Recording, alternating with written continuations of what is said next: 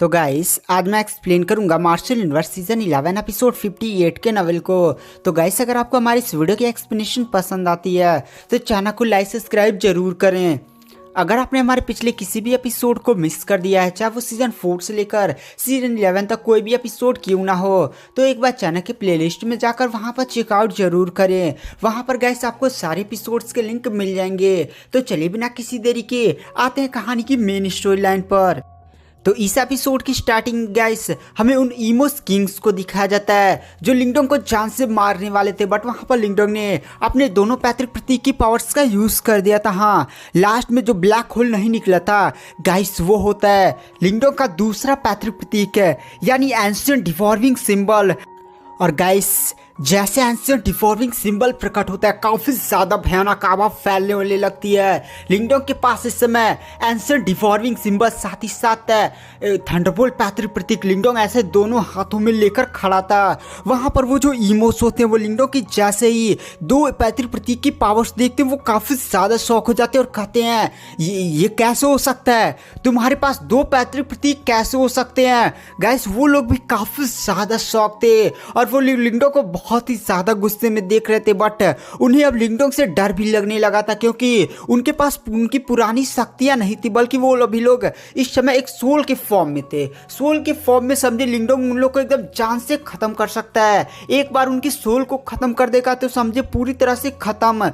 वहां पर जो तभी जो इमोस किंग होते वो लिंगडोंग की तरफ देखकर मुस्कुराने लगते और कहते लिंगडोंग तुम्हारे पास दो पैतृक प्रतीक की पावर्स है और तुम्हारे पास इस समय पूरी पावर्स है कि तुम हमें नष्ट कर सकते हो, लेकिन तुम एक बात भूल रहे हो। दरअसल तीन सोल्स है, यानी जो हम तीन इमोस की सोल्स है वो तो एक साथ है ही, बट यहाँ पर एक चौथी सोल भी मौजूद है जिसे हमने दबा दिया है। और वह चौथी सोल है इस नाइन टेल फॉक्स ट्राइब की एंसेस्टर की। दरअसल ये बात है एंशिएंट टाइम की, जब नाइन टेल फॉक्स ट्राइब की एंसेस्टर ने हमें जान से मारने के लिए अपने आप का बलिदान कर दिया। उस बेवकूफ एंसेस्टर ने सोचा कि वह अपनी बलिदान देकर हम तीनों किंग लेवल के इमो डीमन क्रिएचर को खत्म कर सकती है, बट उस पागल को क्या पता था कि यहाँ पर सबकी थोड़ी थोड़ी सोल बच जाएगी और यहाँ पर उसने सोचा कि वह हम तीनों की सोल दबा सकती है। लेकिन समय के साथ उसकी सोल कमजोर पड़ती गई और उसकी सोल को हम तीनों ने दबा दिया। तो गाइस यहाँ पर आखिर चल क्या रहा है तो मैं आपको थोड़ा सा एकदम बढ़िया से एक्सप्लेन कर देता हूँ। दरअसल उस टाइम की एंसेस्टर ना फॉक्स वाले एंसेस्टर ने क्या किया, अलग से पूरा एंसेस्टर हॉल बनाया। एंसेस्टर हॉल नहीं बल्कि आप एक ट्रैप का जगह समझ सकते हो। इस ट्रैप के जगह पर उन तीनों किंग लेवल के इमो डीमन को क्रीचर को किसी तरह से यहाँ पर लाई। उसके बाद वो अपना आत्म बलिदान कर दिया, एकदम ब्लास्ट हुआ, सब खत्म हो गया। अब केवल सोल बची और साथ ही साथ एंसेस्टर की पुरानी वाली बॉडी समझे थोड़ी सी बची है। तो गाइस यहाँ पर सीधा सीधा कहने का यह मतलब है, यहाँ पर नहीं आपने देखा होगा मिस्टर डाव एक युवान आत्मा के फॉर्म में थे, जस्ट लाइक यहाँ पर ऐसे इन इमोस के हाल में भी हो गया और एंसेस्टर की हाल में भी ऐसा है।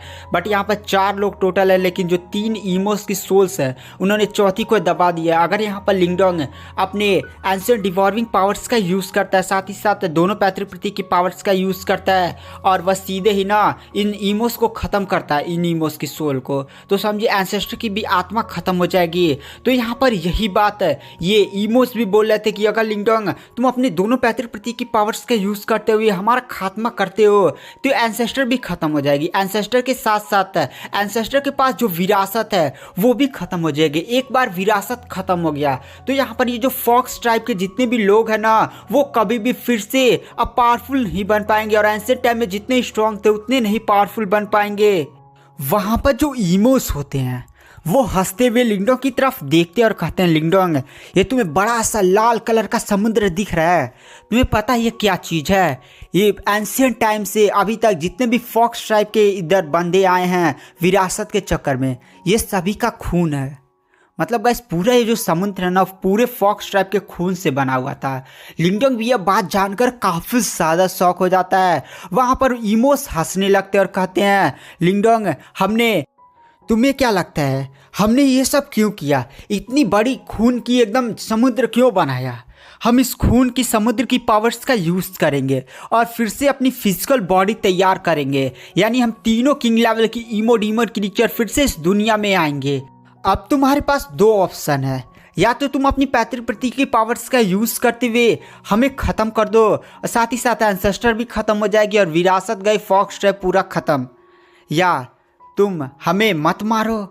गाइस वहाँ पर सीकिंग जो नहीं होती है वो इन सारी बातों को जानकर काफ़ी ज़्यादा मतलब गुस्सा हो जाती है, एकदम आंसू आंसू आ रहे थे, क्योंकि गाइस पूरे फॉक्स ट्राइब के इतने मतलब पूरा इतना बड़ा समुद्र सिर्फ फॉक्स ट्राइब के खून से बना हुआ था। तो जो भी अपने परिवार के लोगों को इतना बड़ा खून एकदम खून देखेगा वो समझे इतना दुखी तो होगा ही। वहाँ पर जो सीकिंग होती है वो लिंगडोंग की तरफ जोर से चिल्ला कर कहती है, सर लिंगडोंग उन इमोस को जान से मार दीजिए, मेरा फॉक्स ट्राइब खत्म हो जाए। बट यहाँ पर ये लोग जिंदा बचने नहीं चाहिए, इन्होंने जो हमारे ट्राइब के साथ किया है उसका इनको परिणाम भुगतना ही पड़ेगा। वहाँ पर जो लिंगडोंग होता है वो सीकिंग की तरफ देखता है और कहता है, सीकिंग शांत हो जाओ, मैं सारी मामलों को संभाल लूंगा। और फिर इमोस की तरफ देख कर कहता है, चलो मैं केवल तुम ही तीनों को ही मारूंगा और मैं यहाँ पर शुद्धिकरण का यूज़ करूँगा। गाइस शुद्धिकरण एक प्रक्रिया है जिसमें केवल ईमो एनर्जी को ख़त्म की जाती है, जो बाकी एनर्जीज है ना, जो बाकी सोल्स है उन्हें ख़त्म नहीं किया जाता है। तो ईमोस भी कहते हैं शुद्धिकरण, तुम्हारे पास 2 पैतृक प्रतीक है, तुम 2 पैतृक प्रतीक का यूज़ करते हुए हमारा शुद्धिकरण कर पाओगे। वहाँ पर लिंगडोंग कहता है, अरे तुम इस चीज को पहचानते हो। और अचानक से लिंगडोंग के सोल ऑफ माइंड से एक चीज बाहर निकलती है। गाइस ये होता है रहस्यमय पत्थर का तावीज। रहस्यमय पत्थर का तावीज जोर जोर से चमकने लगता है। रहस्यमय पत्थर के तावीज को देखकर इमोस काफी ज्यादा शौक हो जाते हैं और कहते हैं, ये कैसे हो सकता है, तुम्हारे पास रहस्यमय पत्थर का तावीज कैसे हो सकता है। गाइस इमोस इस रहस्यमय पत्थर के तावीज को जानते थे। एंशिएंट टाइम में रहस्यमय पत्थर के तावीज ने किंग लेवल के इमो डीमन क्रिएचर की धज्जियां उड़ा कर रख दी थी।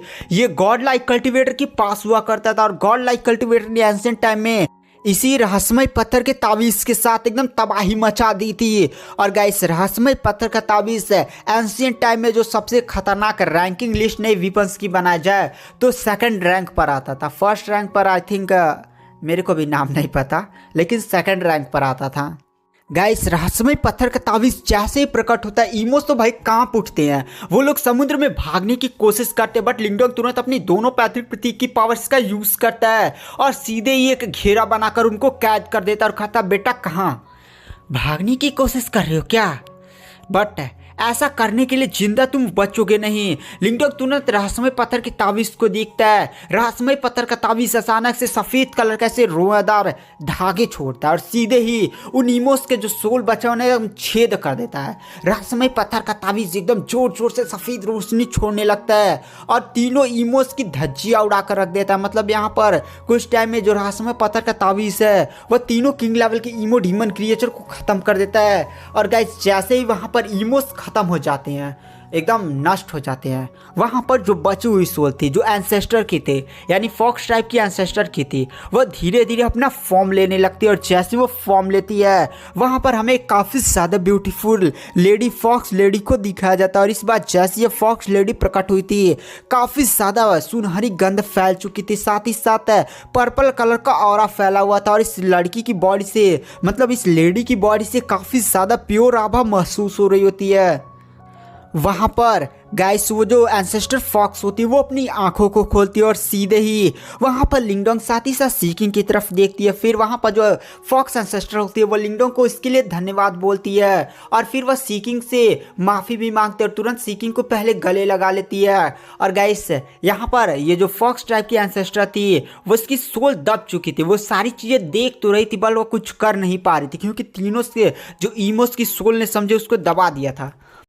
तो गाइस मार्शल यूनिवर्स के लाइफ टाइम सब्सक्रिप्शन पर 50% का ऑफ है। साथ ही साथ जिन लोगों ने यूट्यूब सब्सक्रिप्शन बाय किया हुआ है उनको एक्स्ट्रा बेनिफिट्स मतलब और भी ज़्यादा छूट मिलेगी। मतलब 500 का आपको केवल 200 में मिल सकता है। तो मैंने नीचे कमेंट में लिंक पिन कर दिया अपने टेलीग्राम का।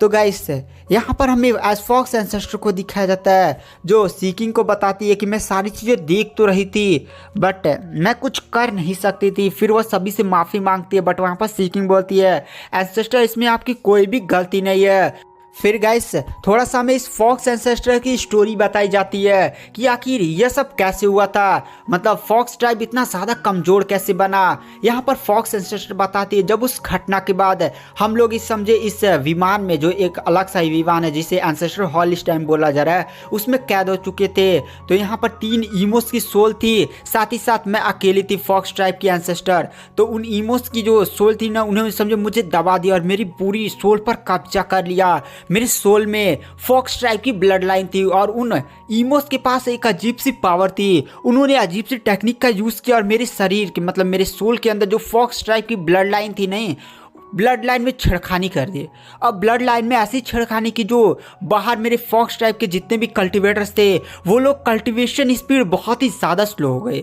कल्टिवेशन स्पीड स्लो हो जाने के कारण वो लोग अब ज़्यादा पावरफुल नहीं बनने लगे। और गाइस ये सारा चीज़ ईमोस इसलिए कर रहे थे कि ना जो फर्स्ट टाइप के कल्टिवेटर्स है उन्हें इस अजीब से एंसेस्टर हॉल में बुलाया जाए, उसके बाद मार मार कर यहाँ पर उनका एकदम खून कैसे बलि वली दिया जाए। बलि देने के बाद जो खून का समुद्र नहीं बना था उसी की पावर्स का यूज़ करते हुए वो लोग अपना शरीर बनाने वाले थे। फॉक्स ट्राइब की एंसेस्टर बताती है लिंगडोंग को, दरअसल जब फॉक्स ट्राइब के कल्टिवेटर्स की कल्टीवेशन स्पीड काफ़ी ज़्यादा स्लो हो गई और वो लोग अपना लेवल अप नहीं कर पा रहे थे, उनकी कल्टीवेशन बढ़ हो नहीं रही थी, तो उन्होंने रास्ता चुना एंसेस्टर हॉल में जाकर विरासत प्राप्त करने की। और सारी घटनाएं आप तुम्हें बता ही दिया। उसके बाद वहाँ पर जो फॉक्स टाइप की एंसेस्टर होती है उसकी नज़र लिंगडोंग की बॉडी पर पड़ती है और कहती है तुम्हारे पास एंशिएंट डिवॉर्विंग सिंबल है, साथ ही साथ थंडरबोल्ट पैतृक प्रतीक है। फिर वह एंशिएंट डिवॉर्विंग सिंबल की तरफ देखती है और लिंगडोंग की तरफ देख कर कहती है वह आदमी काफ़ी ज़्यादा, मतलब एक बहुत ही ज़्यादा दिलचस्प बंदा था। उसने विमानों की दरार में जब एंशिएंट टाइम में ईमोस की दुनिया का दरवाज़ा इस दुनिया में नहीं खुला था तो सीधे ही उस टाइम के जो एंशिएंट डिवॉर्विंग सिंबल के मास्टर थे, जिन्हें हम सिंबल मास्टर बोलेंगे, सॉरी सिंबल मास्टर नहीं एंशिएंट डिवॉर्विंग मास्टर बोलेंगे, वो सीधे विमानों की दरार में घुस जाते हैं, ईमोस की दुनिया में घुस जाते हैं और वापस भी लौट कर आते हैं। और साथ ही साथ मैं भी उनके साथ ही थी। लिंगडोंग जैसे ये बात सुनता है कि यहाँ पर फॉक्स टाइप के जो एंसेस्टर है वो उस टाइम के एंशिएंट डिवॉर्विंग मास्टर के साथ थी और ये भी विमानों की दरार में गए और फॉक्स मास्टर एंशिएंट डिवॉर्विंग मास्टर के साथ वापस भी आए, तो ये बंदी भी कितनी ज़्यादा पावरफुल होंगी। फिर वहाँ पर वो जो फॉक्स एंसेस्टर मास्टर होती हैं वो लिंगडोंग की तरफ देखकर मुस्कुरा रही होती है और अपनी यादों में खोई होती हैं, जैसे वो उनकी यादें कितनी ज़्यादा सुनहरी हों। तो गाइस आपको पता है इस फॉक्स एंसेस्टर साथ ही साथ एंशिएंट डिवॉर्विंग मास्टर के बीच में थोड़ा सा कुछ था चक्कर उक्कर। तो गाइस आज की वीडियो की एक्सप्लेनेशन को यहीं पर एंड कर देते हैं। वीडियो थोड़ी सी छोटी है बट हाँ जो नेक्स्ट वीडियो होगी वो थोड़ी सी बड़ी आएगी। तो thank you, bye bye. Next episode में जल्दी अपलोड करूँगा।